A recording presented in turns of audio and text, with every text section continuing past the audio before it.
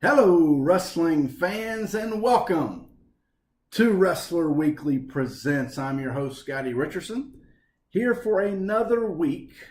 Thank you for joining me. And man, I have got a great guest today for you, and I'm going to spotlight this guest's book and many other things. They call him the Ace. That's right, the Ace of Belts. Dave Millican is going to be on Wrestler Weekly Presents tonight. And so I have got a stack of mags. We're going to go through, we're going to walk through belts and mags and covers and all the stuff that you and I enjoy. We've had a great season so far.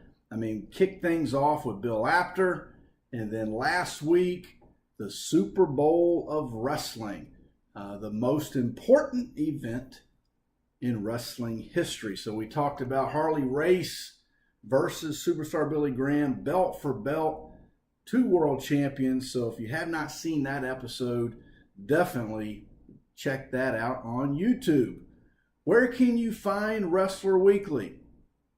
We have Mike Leotis every Tuesday night at 7:30 p.m. East Coast time with Wrestler Weekly Live. You can find us every single day on Twitter, Facebook, and Instagram. Twitter at Wrestler Weekly. And man, we have had a great time with our new format. Hopefully you have been enjoying it. Sunday, we're hitting the hashtag Sunday shout out for everyone. Maybe you're next. Monday, the Hot Mag Monday. Those have been great. We've had a lot of great feedback on the memorabilia of the magazines and signed mags. Tuesday, we're doing the 2-4 Tuesday. 2-4 Tuesday with spotlighting either a wrestler or two wrestlers or two territories or two belts. But that's been fun so far. And then Wednesdays, my favorite is the Wednesday Champs, where we have been going through and spotlighting world champions. And we'll probably get to some other titles along the way, but really staying right on track with world champions on Wednesdays. And then Thursdays, the Throwback Thursday, we've had that for since the beginning, since we started Wrestler Weekly, way back on October the 16th. October, I don't even know when I started. October 17th, my dad's birthday. How did I forget that? I'm so excited about Dave Millican that I can hardly speak.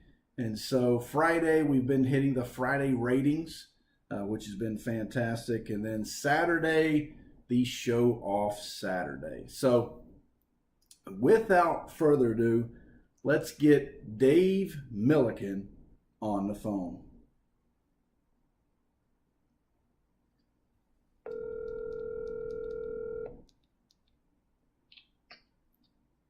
Hello?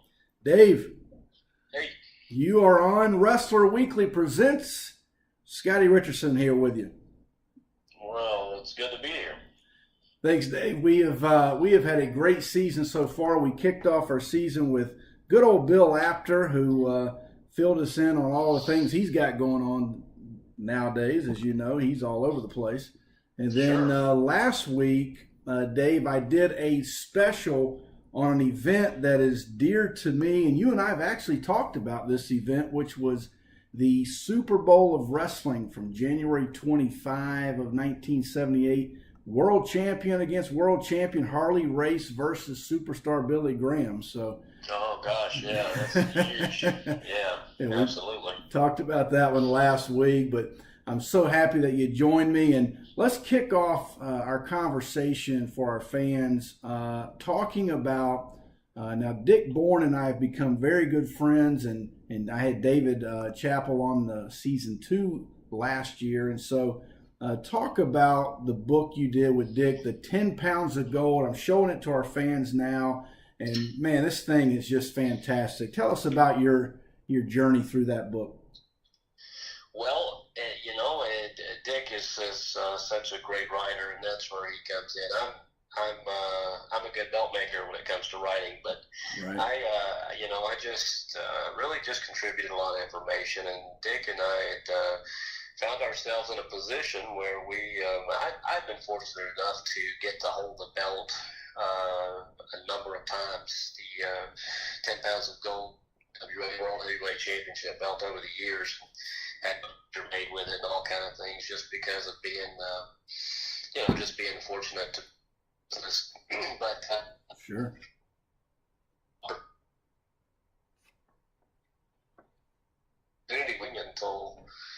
Until that evening, photographing the belt, and do what we wanted. So really, getting that opportunity, we wouldn't have done the book, but that sealed it. And when we were able to lock that down, then there was no doubt that it was going to be, the centerpiece of the book was just getting photos that nobody else had. Oh, absolutely. Because even in the days of the great, Japanese magazines and all the great poster books and things that they put out, they had limited access. They had the belt for a matter of minutes when the champion would just, hand it over for a few minutes or lay it down on a table or something for them to photograph it. And that was not our deal. We had it, I really don't even remember, but I know it was from early in the morning until late afternoon, early evening, when we finally helped the lady, Miss Linda Ostro, put it back into the case, because she had to actually sew it back into the case, which it's still in today. That's great. So that was it. It was just a passion project for Dick and for myself, and again, it all centers around Dick Bourne and his way with words and his way to put that together. Because without that, if it was left to me, it would have been a picture book and with a few blurbs in it about information. So we needed somebody that could write, and that's where Dick Bourne is invaluable. Absolutely. And great guys, and check them out at Mid-Atlantic Gateway. And I tweeted out, Dave, I'm sure you saw it, but I tweeted out that it was an honor to have my book, Family Bacon Wrestling, on my bookshelf next to the books that Dick has written, and beside of your book here, The 10 Pounds of Gold. So definitely an honor. Well, likewise, man, likewise. And it's good to see you out there making a splash. And, maybe that won't be the only one for you. Absolutely. Now, one of the things, as you were talking there, Dave, I was showing the fans some of the things in the book, but I then pulled out this Inside Wrestling from July of '84, which is Ric Flair holding that 10 pounds of gold. And so when you think 10 pounds of gold, Harley Race, Ric Flair, I mean, it really does set you back into that time period. Yeah, it does. I will tell you that the spread, of course, there's so many great, pictures of everybody from, Ric Flair and Dusty and even Gary Von Erich, who only had it for 18, 19 days, something like that. Right. But the spread that Harley Race did when he had won it for the 7th time. Yeah. Was the spread that Harley did for Pro Wrestling Illustrated, where he's holding the belt end to end in that poster, and that was something that in those days I was using that, and when I was going back, I'd really already made my NWA World Belt, but at the time I was a teenager, just kind of, they were just for my room and my setup and my display, but I went back and really used that because that was the best, at the time, the best end-to-end shots that I'd ever seen of the belt. So, yeah, that was just incredible stuff. Yeah, that particular poster, I'll tweet it out for you fans. It's hanging in my garage in a nice frame, and had it signed by Harley a few years ago. Fantastic. Now, Dave, you grew up in Memphis, that Memphis Territory, Jerry Lawler, correct? Correct. I was about 25 miles north of Memphis, a little town called Drummond's, that was my home territory, and kind of where it all started, and that's really the reason my home territory belts, the Southern Heavyweight Championship belt from Memphis from the early 80s is the reason that I do what I do. Absolutely. And you know, the ace of belts, we know that, Dave, and you've been so kind to us at Wrestler Weekly. I'm so glad that you're on. And you and I had a great conversation recently about the WWF World Title, and I'm going to show the fans. One is Superstar Billy Graham with the red, and Bob Backlund with that the darker blue there, Dave. Tell us about these two titles. And I mean, you've made these belts, correct? Yeah, we were fortunate to be able to mold and copy the Pedro Morales version, which was right. the predecessor to that. And then so we just worked with some mold makers and went a step further and used different elements. Some we created and some that we had access to. Nikita Molkovich, the original creator of the belt, right. Who has long since passed on, but we used some of his original elements off of other belts and were able to copy the Bruno Graham Backlund version. Yeah. And really that belt, it started on the red croc leather with had paint over the lettering and all of that sort of thing. And then as the paint kind of wore off and during Superstar Graham's reign with it, it got put on a blue strap. These are the same plates. Right. And then, I think it went to lavender and then back to a darker blue, which some people even think is black. Absolutely, yeah. Deep navy. Yeah. Yeah. So anyway, that was the strap it was on. That's some good belt nerd stuff for you, but that was the strap it was on when they did the angle where Superstar Graham came back and destroyed the belt. And even though they had drilled some rivets out and all of that stuff, even as big and huge and strong as he was, Superstar was having a lot of trouble. If you go back and watch that clip, getting the belt apart because of how well they ripped it together. Yeah, absolutely. I remember that vividly. He had a very tough time getting that thing apart. Exactly.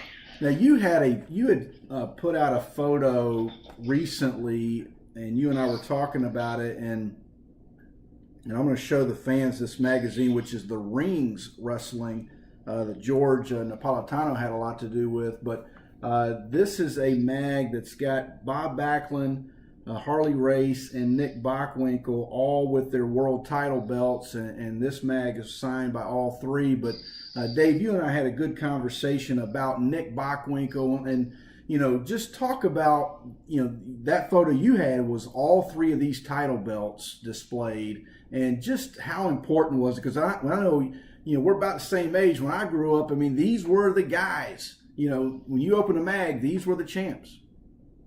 Exactly, and that display is in my den. Honestly, don't even know how many belts are out there. I don't know, 660. I really don't know. Yeah. But that one is a prominent display. It sets up on my bar, and you just nailed the reason for it. Because as a kid, as a teenager, those were the world championships. Those were the ones that mattered.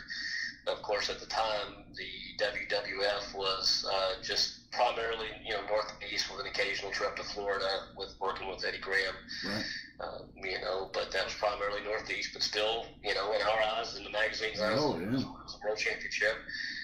Nick Bockwinkel, who, while, everybody knows where the Gagne territory was located, but as far as if you're a fan, but, really Nick was the guy that I saw defend the world championship more than anybody because he came down and had, while the primary feud, of course, was with Jerry Lawler, but I mean, he came down and he defended against Bill Dundee. He came down and defended against Austin Idol.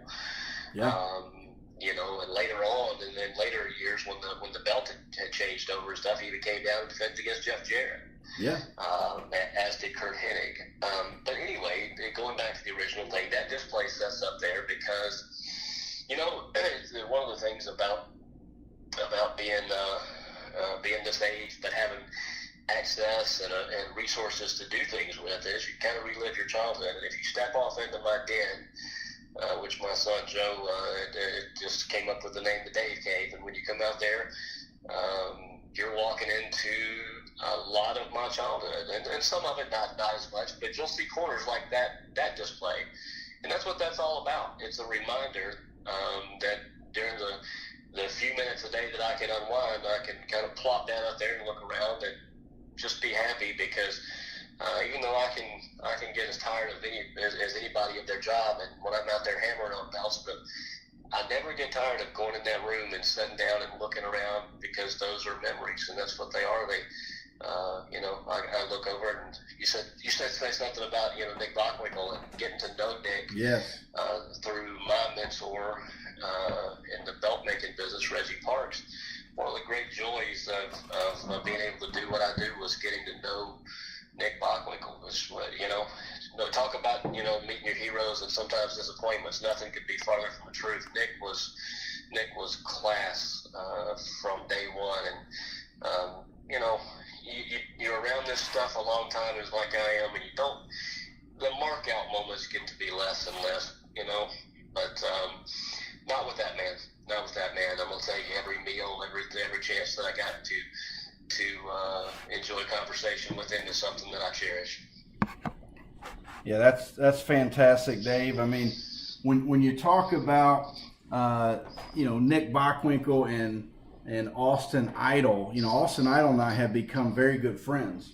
And sure, yeah, he's a friend of mine as well. And so, I mean, I probably talk to Austin, if not every day, every other day. And what's great is I went back, and that feud he had with Bockwinkel, you talk about on the mic. I mean, Nick Bockwinkel knew how to carve you up with such intelligence. Yeah. And Austin was no slouch on the mic either. So to see those two guys, I mean, you talk about just phenomenal. I was there. They did the Dusty, what's become known as the Dusty finish. And this was not necessarily even a true Dusty finish, but a number of times Jerry would end up leaving Nick Land and walking out with the big belt. But I was there also the night that Austin Idol did the same thing and got his night of walking out with the belt. We all knew he was going to have to get it back, but he still had to raise it over his head, walk out, and I was right beside him, just as a fan. I was right there when he came off the ring steps with the belt. But he's another example. I mean, getting to know the Idol, man. I've got plenty of Austin Idol memorabilia out there in my den as well. Just a great guy, and always knows how to make you feel good about yourself, and always made me feel like I belonged. And I've known Idol for, I really don't even know how many years. I guess I've probably known Jerry Lawler longer than any of them, at about 30 years now. But I've known Idol for a long time, and while he is a master at carving people up, he's also, verbally, he's also a master of making you feel good about yourself and being a positive guy. And absolutely. Always enjoy getting to talk to him. Now, a couple of mags that we're going to showcase. I know one of the ones that we talked about was this particular PWI April of '87, Nikita Koloff, Dusty Rhodes, the United States title, and the NWA television title. What an iconic mag. Love it. At the time, because this was before I knew Reggie Parks, and I was making everything by hand, and just everything was just really just for my own use at the time. I hadn't started selling belts yet, and I remember that cover coming out, and boy, I would go back and retouch the belts that I had, and work on them a little more, because the detail in that cover was just so great. Yeah, and the one that kind of the dovetail on this one was the Wrestling Eye, the Magnum TA shot where he's got the belt around the waist and the black leather vest. I mean, you can't help but think back of what might have been with Magnum TA going on with the world title and those kinds of things. But regardless, he had a fantastic career despite all that. I mean, he is a legend and will always be an icon. Especially, I grew up NWA in Mid-Atlantic, and then we moved to Florida in '81 and So I went from Bob Caudle to Gordon Soley, so not too bad. Not too bad at all, and absolutely right about Magnum, and another great guy.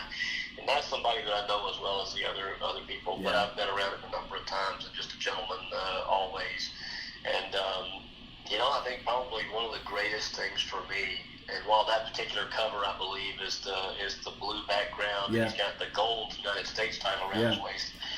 But always when I think Magnum, I think about that silver belt, United States belt too, that thousand silver. And I was fortunate to one of many ring used belts that I've had, but I was fortunate to own that for a number of years, the actual.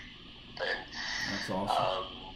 And when we started getting Mid-Atlantic here, or I'm in Ardmore, Tennessee now, but in Drummond, Tennessee, where I grew up, when we started getting that, that was the United States title. So to end up owning that belt that's later, fantastic. But that was the great thing about the magazines. Early on, as a wrestling fan, your home territory was really all you had. Right. And of course, cable TV, which was very slow to get out to the States. Matter of fact, it didn't get out there until after I had gone across the world with the Army and came back out to my little hometown. But cable television, of course, changed that and changed the way the territories were. But the magazines opened up the territories. You could, if you were a hardcore fan like me, my allegiance was to my home territory, but I got the magazine so that I could see what was going on all around the country and the world. And, not only that, but then we started getting syndication was such a great thing. So I could get up at, 8 or 9 o'clock on a Saturday morning and start with World Class. At one point in time, we had ICW, the PAFOs thing that was early on. But I could watch World Class, then Mid-Atlantic, then Memphis. And then later, by like 1984, 85, we got Mid-South / later UWF. And then a block that was right behind that was the syndicated WWF show. So you could make a day of Saturday. Oh, absolutely. With wrestling. And so, the magazines, of course, were before I got all that, even before we had all that syndication, the magazines were my window to the rest of the wrestling world. Oh, absolutely. That's what I was talking about with Bill Apter a couple weeks ago. And, we talked about, I grew up and, wrote a book about it, Family Bacon Wrestling, where every Saturday morning when we smelled the bacon, we knew that the whole family was getting ready to sit down with our plate of breakfast and our bacon and our gravy and biscuits, and we were going to watch Mid-Atlantic Championship Wrestling as a family. It was a family deal. And to be able to get your magazine out and then read about what's happening in the upper Northeast and what's happening in Portland or happening in Texas or AWA Midwest, that was so great. And then after we were finished doing that, this was well before cable and before wrestling figures. So we would take our Star Wars men and we, and we would wrestle with our we didn't play Star Wars. We just took them in as wrestlers. And so that's how crazy fans that we were.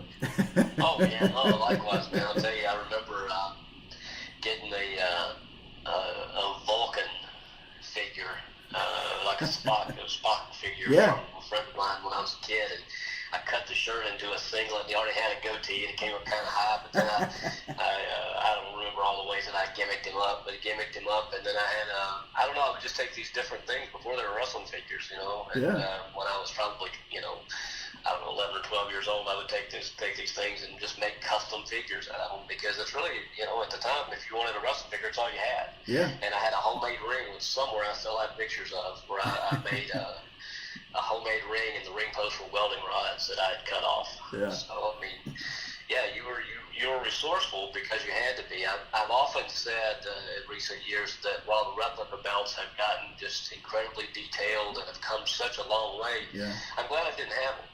Oh, yeah.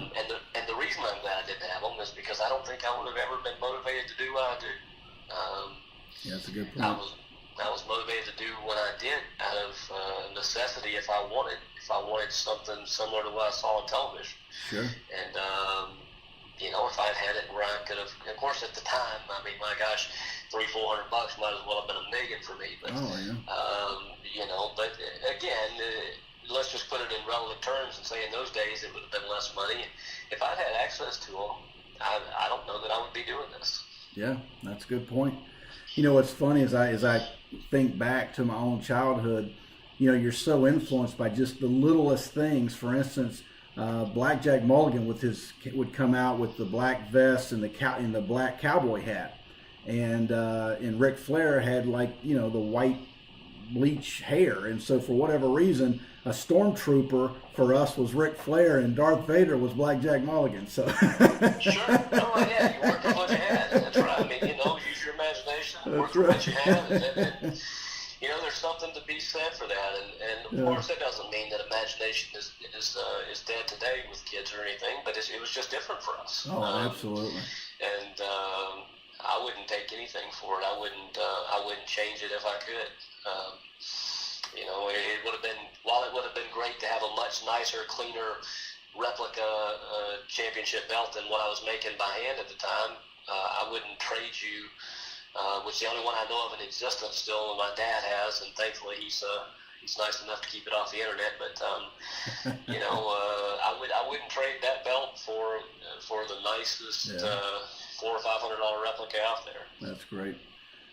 Let's finish with two more mags, Dave, if you have time for us. Sure. One of them is the Road. This is a Japanese mag, which are always great, and this is the Road Warriors with the AWA tag titles. You know, we've seen the Road Warriors on covers of mags before with the national belts on the PWI, or maybe the NWA World Tag or something else. But here is the AWA, and Dave, you once owned one of these. Is that correct? Well, what I have, and I still have it, is the ones before, the ones the Road Warriors first won, the ones they retired. Okay, yeah. They go all the way back to Bockwinkel and Stevens. That's and, awesome.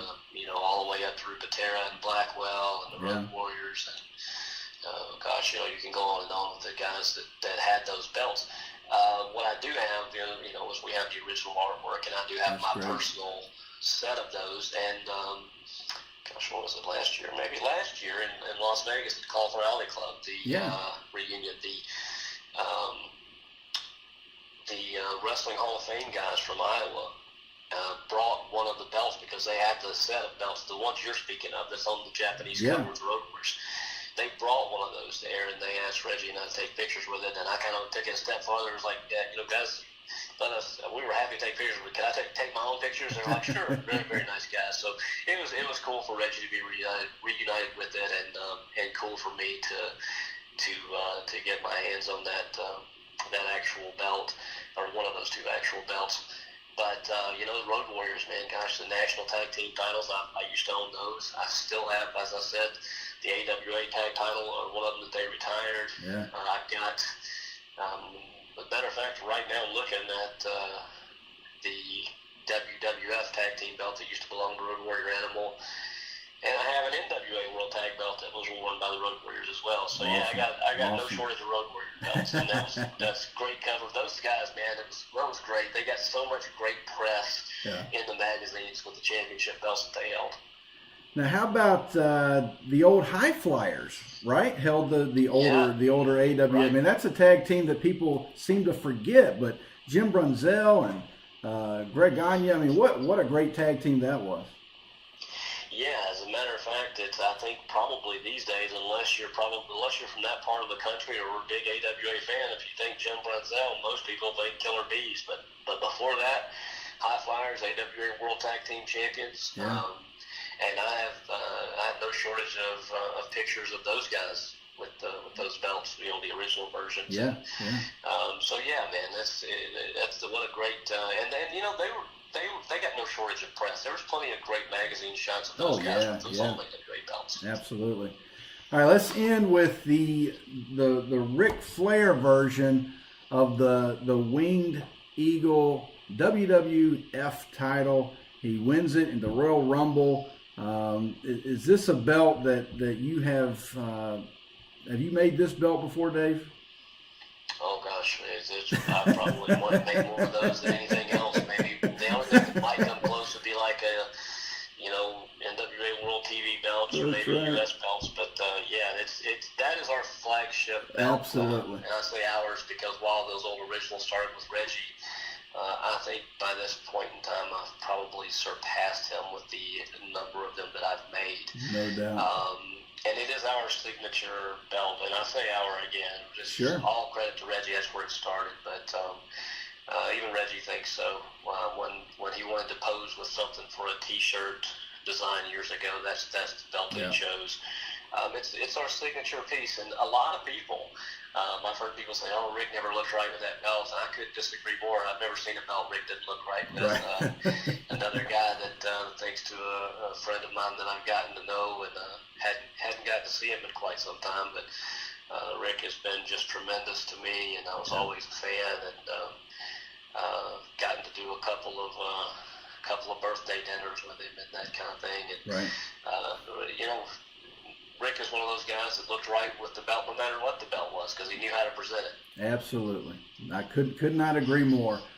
Dave, I just want to say thank you again so much for joining me and being with our fans and followers and everyone across all social media here, Twitter, YouTube, Facebook, Instagram. And Dave, where can people find you? Man, I've been so busy lately. I haven't been that active on my social media and that sort of thing. But really, the best place, my website is a little outdated because actually it's a lot outdated because it gets repetitive. You know, how many TV belts or Winged Eagle belts do we need up there? I do have a lot of custom stuff that I should have updated with by now. I just stay so busy. Anyway, website aceofbelts.com or DaveMillicanBelts.com. Best place to catch me, besides, just shoot me an email off the site, the best place to catch me is Twitter. I do try to check my Twitter a couple times a day at least, at Dave Millican. So that's the best place, really, to catch me. I have an Instagram. I haven't done a whole lot with it. That's also just Dave Millican. So, yeah, just social media, those two things. Again, Facebook, kind of in and out of there. I don't do a whole lot with it. When I do, I try to put some stuff up that that people will like. But so yeah, I'm not too hard to find. Good. And again, thanks again for joining us, and it was definitely a pleasure and an honor to have you. Well, thanks, Scotty. It's been my pleasure, man, and I'll be happy to talk with you anytime. Perfect. Thanks, Dave. Have a great night. Thanks, Scotty. You too. Bye-bye. Fans, there you have it. First, let me apologize. If it could go wrong, it probably would, and so we'll do our best to try to edit some of this. But you know what? What matters to us and the fans is the information, and what a great guy that Dave. I mean, to give us the time.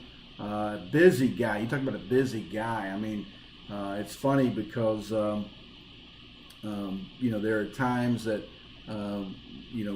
I'll send him something and it may be a couple days, but he's always gracious to get back with me, and whatever, it might be a question about a belt or what have you, and just a great guy. So we definitely thank Dave for joining us. And man, what a journey. Going through everything, and my laptop about shut off, and then I got messed up here in the backdrop. I mean, everything was trying to go wrong, but we salvaged it because we know how to get it done here at Wrestler Weekly. And again, if you have not picked up Family Bacon Wrestling, you need to pick it up. Amazon. Reviewers on the back, Mike Mooneyham. I mean, the guy's fantastic. He's one of the best writers, if not the best wrestling writer and journalist out there. Jim Valley, my good friend, he has got so many podcasts going on. I saw he's going to have another one for Portland. So congratulations to Jim. And then Duke from Duke Loves Wrestling. I want to give him a shout out as well. He's a great friend of mine, almost like family at this point. And so Family Bacon Wrestling, pick up your copy on Amazon. And also you can find our t-shirts at ProWrestlingTees.com. Pick those up. Find us on YouTube, Twitter, Facebook, and Instagram at Wrestler Weekly. Well, fans, it's been an unbelievable episode again. Until next time, so long for now.